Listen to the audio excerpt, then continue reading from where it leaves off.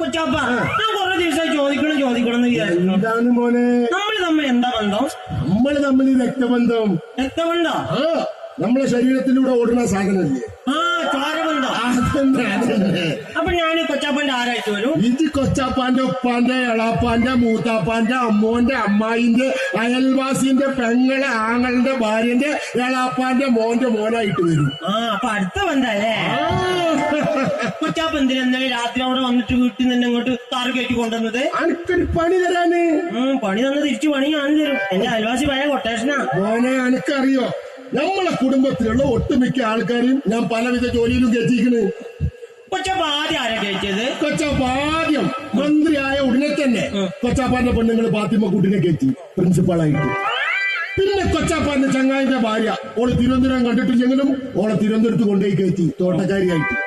അതിനിടയ്ക്ക് 5 ഹൗസിലും അവിടെ വിളിക്കായിട്ട് 1-2 ആൾക്കാരും ജോലി കയറ്റി. അതിനിടയിൽ ആരും അറിയാതെ 2 വേലക്കാരെ ഞാൻ തിരികെ കയറ്റി. പിന്നെ നമ്മളെ കുഞ്ഞമ്മായിന്റെ മോള് എന്റെ മാതിരി വലിയ പഠിപ്പുള്ളോളാ. ഓളിയും എനിക്ക് കയറ്റണം എന്നുണ്ട്. ഓള് സമ്മതിച്ചിട്ടില്ല. ഈ കസേരന്ന് ഇറങ്ങുന്നതിന് മുമ്പ് ഓളും ഞാൻ ഏതെങ്കിലും ഒരു ജോലിയിൽ അങ്ങോട്ട് കയറ്റു. അങ്ങനെ കയറ്റുന്നോണ്ടാണല്ലേ കൊച്ചാപ്പൻ എല്ലാരും കേറ്റി ജലി വിളിക്കണത്. ഇനി കൊച്ചാപ്പാക്ക് കയറ്റാനുള്ളത് അന്നാണ്.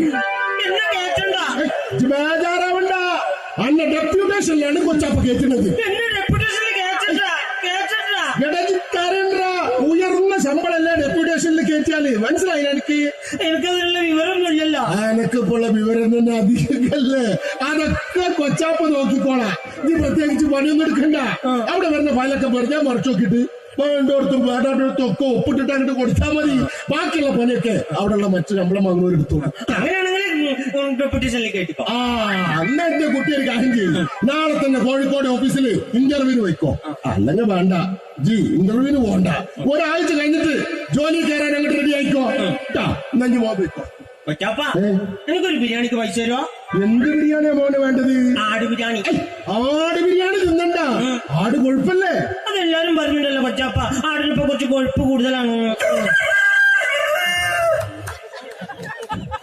മോനൊരു കാര്യം, പാത്തുമ്മ കുട്ടിനോട് പറഞ്ഞിട്ട് ഒരു കോഴിനെ പിടിച്ചു തരാൻ പറയും. കോഴി ബിരിയാണി തിന്നോ. മോനെ മോനെ മോനെ, അക്കോഴിയല്ല, അത് പൂവൻ കോഴിയാണ്. പൂവൻ കോഴിനെ നമ്മൾ ആരും അറക്കൂല. ആ കൂട്ടിലുണ്ടാവും ഒറ്റ ചേക്കോഴി, അതിനെ പിടിച്ചു തരാൻ പറയില്ല. എനിക്ക് ചേക്കോഴി വേണ്ട, എനിക്ക് ആ പൂവൻ കോഴി മതി. നിന്റെ മോനെ, പൂവൻ കോഴിനെ നമ്മൾ അറക്കാറില്ലാന്ന്. നമ്മളെ തറവാട്ടിന് മുമ്പ് അലയാങ്ക വിരുന്ന് പാർക്കാൻ വരുമ്പോ ഉമ്മ ചേക്കോയിനെ പിടിച്ചിട്ടല്ല അറുത്ത് തേങ്ങ അരച്ച് വറുത്ത് കറി വെച്ചും കൂടി തരല്. അമ്പായൊരു ടേസ്റ്റ് ആണെന്ന് അറിയാൻ നിൽക്കുന്നു. അന്നൊരു കാര്യം ചെയ്ത് ചേക്കോയിനെ പിടിച്ച് വാങ്ങിക്കോ. അങ്ങനെയാണെങ്കിൽ എനിക്ക് ചേക്കോയി മതി. 2 ചേക്കോയി വേണം. 2 പോയി മേടിച്ചോ. ചെല്ലി എന്ത് പിപിയാ ചെല്ലു. 2 പൂവൻകോഴി പോയാൽ കുടുംബത്തിലുള്ള ഒന്നിനെയും കൂടി എനിക്ക് ജോലിയിൽ തിരികെ കയറ്റാൻ പറ്റിയില്ല.